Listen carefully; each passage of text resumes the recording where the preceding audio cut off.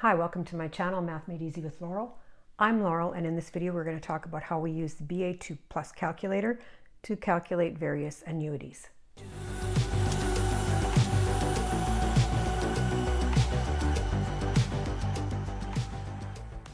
There are 4 different types of annuities, and because of that and the different values that you might be finding, there are numerous formulas.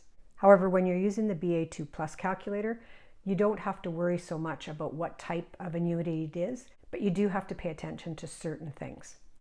Let's start with an example and you'll see what I mean. Let's do the question. A 30-year mortgage requires payments of $1,300 at the end of each month. If the interest is 7% compounded semi-annually, what is the mortgage principal? Payments are at the end of each month, and the default setting on your calculator is for the end of the month, so we don't have to do anything there. Let's start by writing down all the values that we need to enter into the calculator. First of all, P per Y represents payments per year.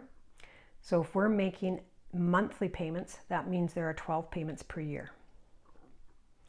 C per Y means the number of compound periods per year. And in our example, the interest is compounded semi-annually, so that means that there are 2 compound periods per year. N is the total number of payments. It's a 30-year mortgage and we're making monthly payments, so the number of payments will be 12 times a year times 30 years will be 360. I per Y means interest per year, and that's 7%, and we leave it as a percent. PV represents present value. In this particular example, that's what we're going to be finding. We're finding the mortgage principal. The payments are $1,300.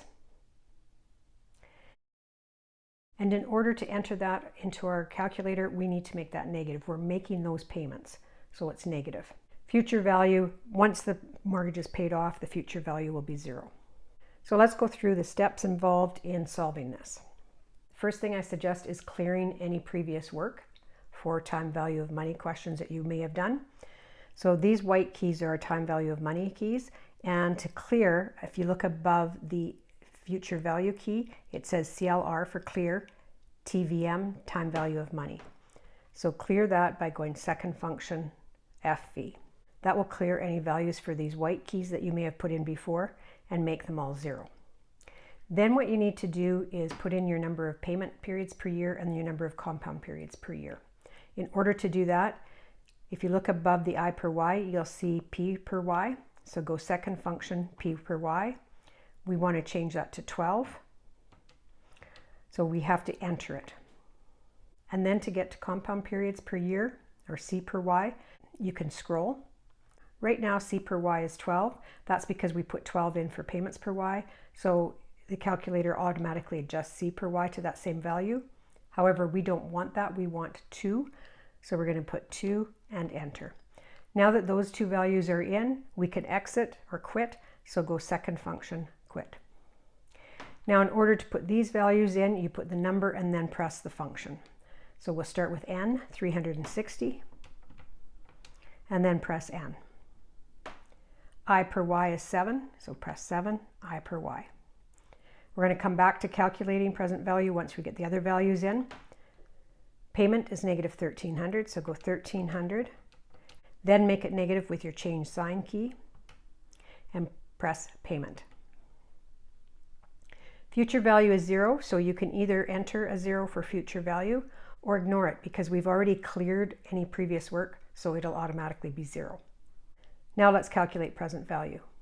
There's a compute button at the top left, so compute present value, and we get $197,387.41. I've cleared my calculator and I've cleared the time value of money. Let's take a look at our second example. It says an instant scratch and win ticket offers players a chance to win $1,000 per week for the next 25 years, starting immediately. If a winner was to invest all of their money into an account earning 5% compounded annually, how much money would they have at the end of 25 years? One thing that's very important before you start doing any annuity questions is deciding when is the payment made. In the last example, the payment was at the end of the interval or the end of the month. In this case, because the payments are starting immediately, we're going to assume that the investment starts immediately as well, which means the beginning of the week. That's very important, and before we can even start this question, we need to do an adjustment with our calculator.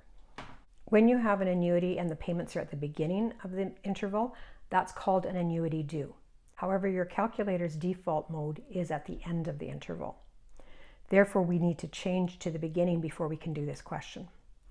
In order to change to the beginning, if you take a look at your PMT key, above it, it says BGN. So we're going to go second function, BGN or PMT, and then second, enter to set it. Notice that it says beginning, and then we're going to quit.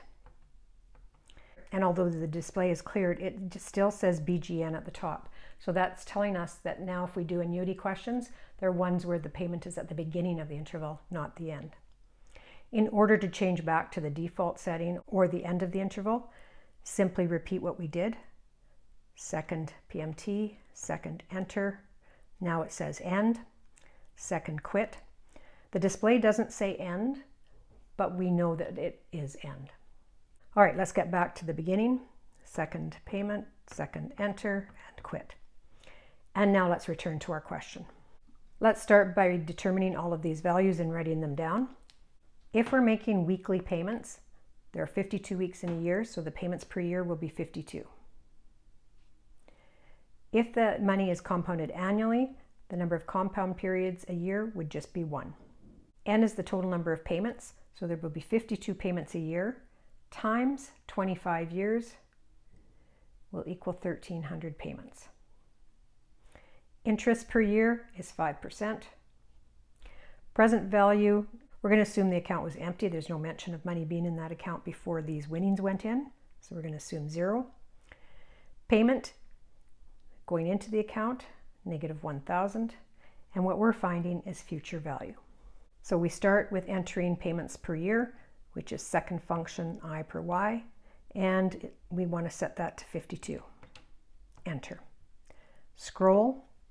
Compound periods per year. Notice it changed to 52 as well. We don't want that. We want 1. 1. Enter.